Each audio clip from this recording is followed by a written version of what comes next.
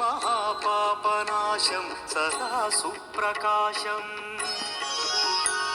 गिरीशं गणेशं सुरेशं महेशं शिवं शङ्करं शम्भुमीशानमीडे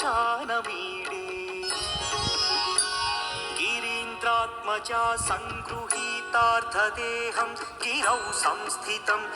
ब्रह्मादिभिर्वन्द्यमानं शिवं शङ्करं शम्भुमीशानमीडे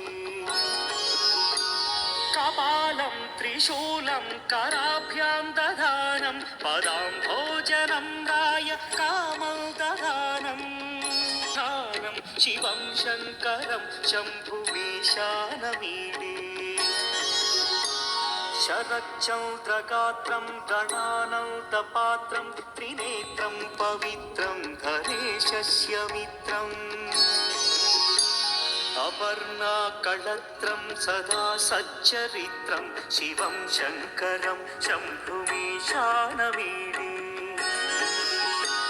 हरं सर्पहारं चिताभूविहारं भवं वेदसारं सदा निर्विकारम् श्मशाने वसन्तं मनोजं दहन्तं शिवं शङ्करं